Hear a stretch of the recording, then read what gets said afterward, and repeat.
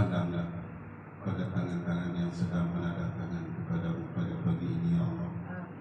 Kami mengisapi sesungguhnya pada tangan-tangan ini, ya Allah, pada seluruh anggota tubuh badan kami ini, ya Allah, ada banyak dosa kepadamu, ya Allah.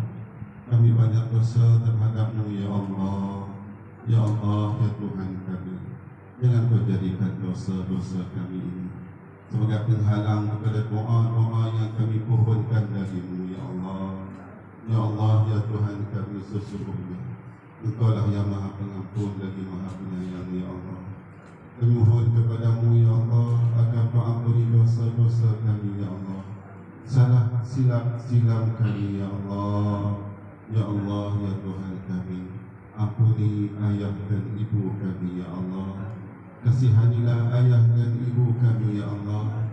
Ya Allah, ya Tuhan kami, ayah dan ibu kami ini, ya Allah, terlalu banyak mereka berkorban untuk membesarkan kami sejak kami kecil sampailah saat ini, ya Allah. Terlalu besar dermawan yang telah dicurahkan oleh mereka kepada kami selama ini, ya Allah. Terutamanya ibu kami yang kami tumpangi rahimnya. Selama 9 bulan kami berada, 9 bulan 10 hari kami berada dalam kandungan ibu, ya Allah. Ibu mengandungkan kami dalam keadaan yang suka dan payah, ya Allah. Ibu melahirkan kami sehingga menumpahkan darah ibu, ya Allah. Ya Allah, ya Tuhan kami, atas sedikit susu yang kami minum dari ibu, belum tentu kami dapat membalas segala jasa-jasa ibu terhadap kami selama ini, ya Allah. Begitu juga dengan ayah kami, ya Allah, yang berkorban siang dan malam mencari rezeki untuk bersama bidik kami selama ini, ya Allah. Terlalu besar pengorbanan ayah kami, ya Allah, belum tentu dan tidak mampu untuk kami membalas jasa-jasa ayah terhadap kami selama ini, ya Allah. Justru itu kami mohon kepadamu, ya Allah, ampunilah ayah dan ibu kami, ya Allah.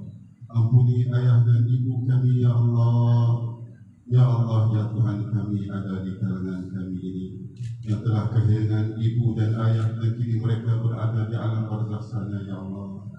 Kepada ayah dan ibu yang kini berada di alam barzakh sana, ya Allah, kami mohon kepadamu, ya Allah, agar kau cuturilah rahmat ke atas roh mereka, ya Allah. Ampuni salah silap mereka, ya